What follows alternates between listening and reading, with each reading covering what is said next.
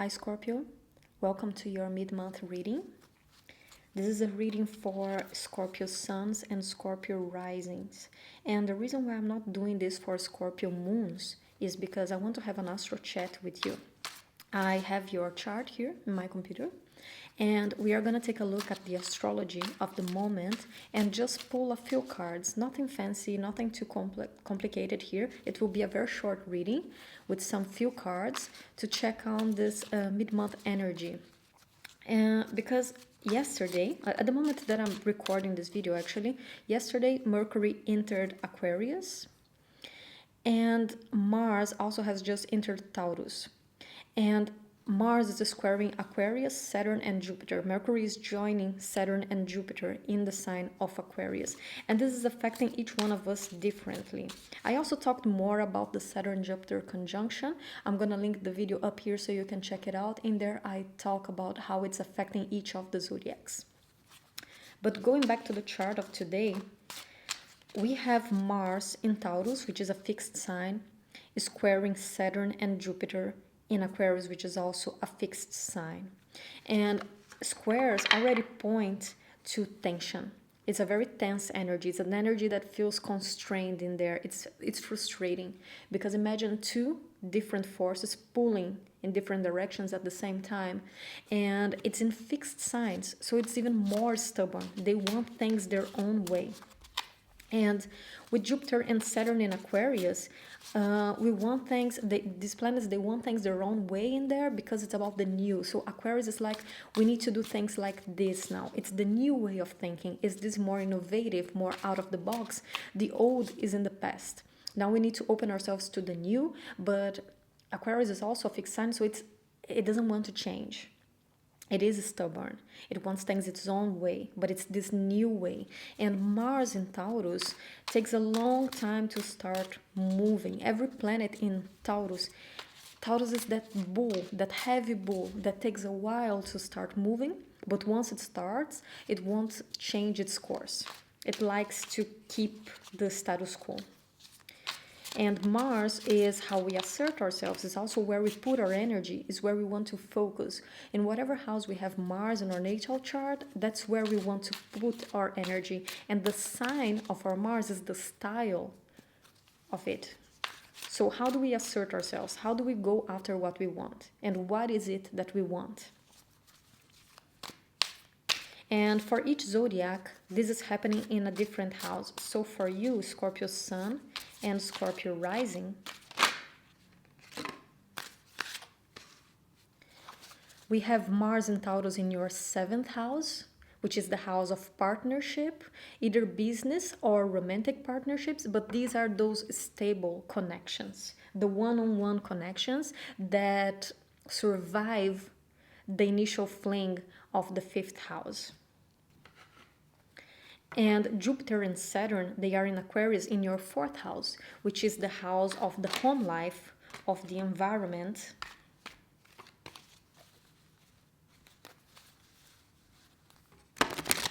Also our roots, our ancestry. It's how we relate with our family, our childhood.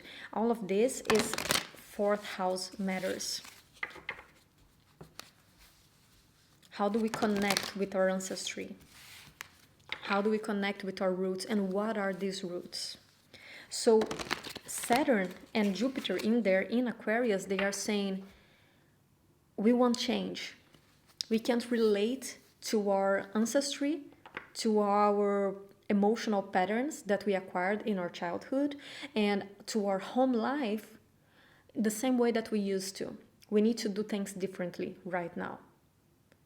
We need to bring change. We need to bring this Uranian energy into it.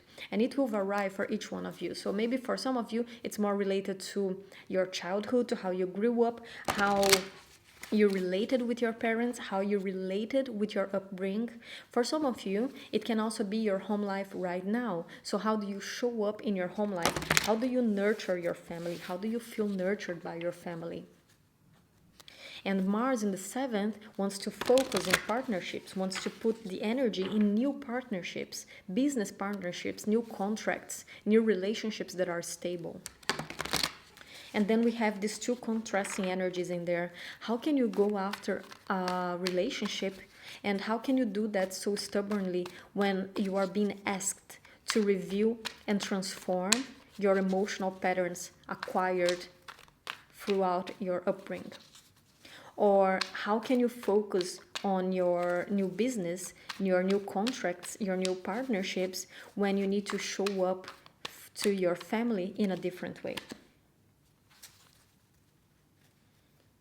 And we are all feeling very stubborn right now. This is a very frustrating energy because, as I said, this is happening in fixed signs, which are naturally stubborn. So all the signs, so all the zodiac so far, they are feeling this stubbornness. I want this and I want this, and I feel like I can't have both. No matter how hard I try, I just can't have both. But you can. You just need to learn how to deal with this energy right now and let things flow little bit, because we have here the Three of Cups. And the Three of Cups is a card of celebration. It's also a card of marriage, and it doesn't need to be a romantic image of marriage. It is still the metaphorically a marriage. This is a celebration after a union. So this is Mars in the 7th house. Okay, so what is this marriage? Is this a romantic marriage? Is this a new partnership that you are building? Is this a new job contract that you are signing? This is being expressed by this Three of Cups here. There is the celebration there. This is something that you really want. But the problem is that with the Knight of Wands here in the reverse, we can't move as fast as we would like to. We want to go on charging, but we need to first transform those 4th house matters. That is something that we need to consider. In a square, we can't fight with the energy, and it's not like in an opposition that each time we are in one side of the axis, it's a constant pull, it's a constant effort. And this is such a nice representation of Mars and Taurus, because the Knight of Wands is a very fast moving knight. But if he's in the reverse, he can't release that energy. He can't move fast, which is Mars in Taurus. Mars is naturally the ruler of Scorpio. It's one of its rulers, right? Mars and Pluto. So Mars in Taurus is very uncomfortable in there. Very uncomfortable. It feels constrained because it wants to move, it wants to charge. But Taurus tells him, you need to do it slowly, with a lot of effort. You need to have a lot of stamina to move through Taurus. It's one step at a time. And that can be so frustrating when we want to just charge with the Knight of Wands. But what this square is telling us is that it's worth the wait, is because we need to integrate those energies. There is work to be done in the 4th house. There is work to be done in our emotional patterns, in how we show up to our family, how we connect with our home life.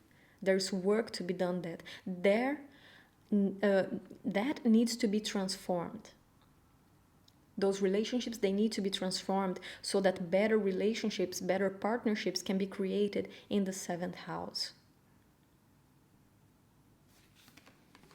So now, with the Page of Cups here, this is a time of contemplation. The Page of Cups looks at the fish inside the cup. It is a new offer. This is something new that is coming into, no doubt, with the Page of Cups. So either if you are waiting for a job offer, if you are waiting for a romantic offer, there is something coming. There is something that is being shaped, but it's still in the dreamland. The Page of Cups is the dreamland. It's where offers, it's where new opportunities start being dreamed of, and then they gain shape in the Knight of Cups. So there is a journey to be done between the Page of Cups and the King of Cups. And it will be slow. It will be slower than we want. But there is a celebration coming. There is for sure a celebration coming. With this Three of Cups, there is something to be cheered. There is something to be celebrated. There's something to be gained. But the focus can't only be in the 7th house. There needs to be a balance between that energy in the 4th house and the energy of the 7th house, because the squares, they hold the most potential. Squares hold a lot of potential. Once you integrate those two energies and you realize you can have both, you actually can have both, it opens amazing opportunities in life. So let's get some oracle cards just to close off your reading. As I said, it's going to be a very short reading here for the mid-month.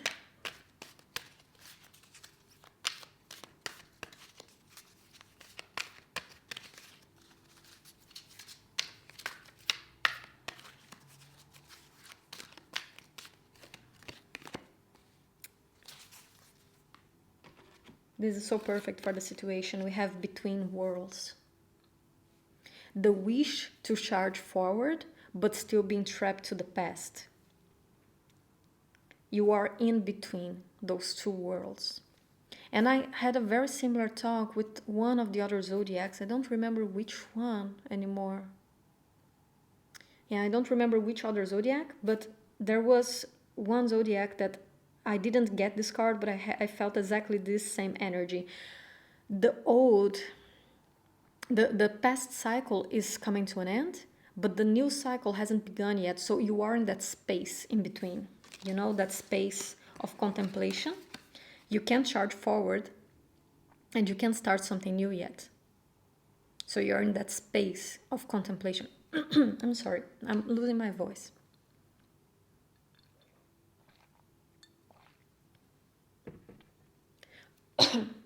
So you are in this space of contemplation. And it can be very frustrating for every zodiac. It's very frustrating because January is a month of waiting. And it is coming. It is coming for you. There's a lot of abundance coming. And I think I talked about the Three of Cups in your monthly reading. So if you didn't watch the January reading, check it out. I'm going to link it up here as well. But you also got the Three of Cups in your January reading. So there is a celebration coming. But right now, you are in this transition phase. You are in between the old and the new.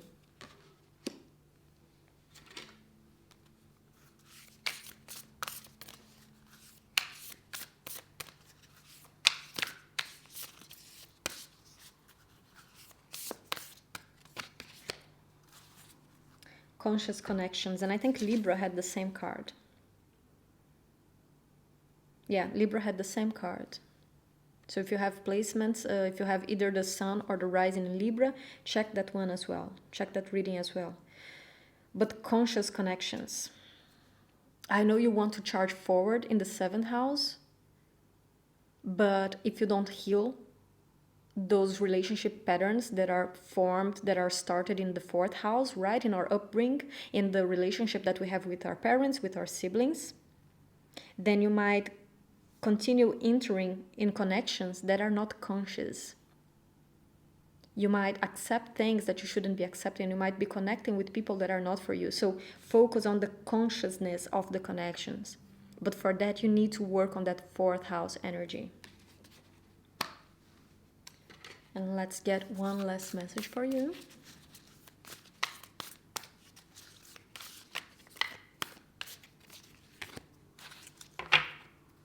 Beautiful.